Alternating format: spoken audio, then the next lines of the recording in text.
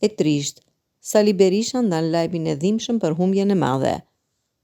Një nga zërat më të njohur të politikës shqiptare, ish-kryeministri Sali Berisha ka reaguar me dhimbje për ndarjen nga jeta të studiuesit, analistit dhe mikut të vjetër të shqiptarëve, Janus Bugajski.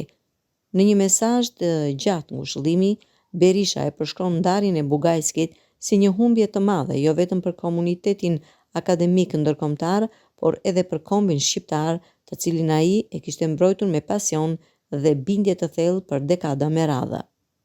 Dielli perëndoi përgjithmonë për Janus Bugajskin.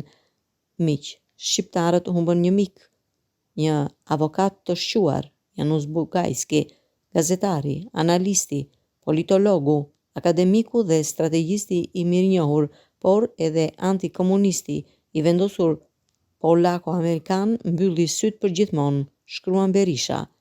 Ish-kryeministri kujtoi me emocion takimin e tyre të parë në Washington në vitin 1992 në ambientet e Shtëpisë së Bardhë, kur Bugajski drejtonte programin e demokracive të reja pranë qendrës për studime strategjike dhe ndërkombëtare, e cila në atë kohë udhëhiqej nga një prej figurave më të rëndësishme të diplomacisë amerikane, Zbigniew Brzezinski.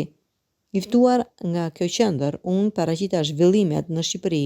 Më pas ndër vite jam takuar disa herë me të dhe kam qenë i ftuar në emisionin e tij të njohur Ora e Bugajskit, shkruan Berisha.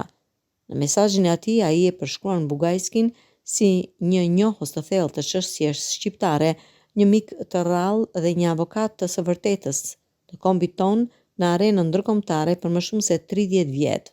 Ai ishte një mik fisnik, tejet i çmuar, një avokat ndër më të shquarit të vërtetave të kombit ton në 30 vitet e fundit, thekson Berisha. Në fund të mesazhit, ish-kryeministri shpreh ngushëllimet më të sinqerta familjes së Bugajskit dhe lutet për shpirtin e tij.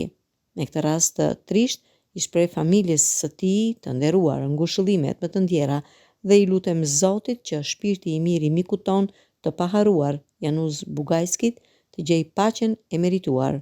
Amin. Janus Bugajski, një nga analistët më me ndikim në Ballkan në qarqet amerikane, ka qenë për vite me radhë një zë i fortë në mbrojtje të interesave të shqiptarëve, veçanërisht në lidhje me pavarësinë e Kosovës, demokracinë në Shqipëri dhe rolin e SBA-s në rajon. Vdekja e tij ka lënë pas një boshllëk të madh në botën akademike dhe diplomatike, si dhe në zemrat e atyre që e njihnin si një mikun më të sinqert të kombit shqiptar.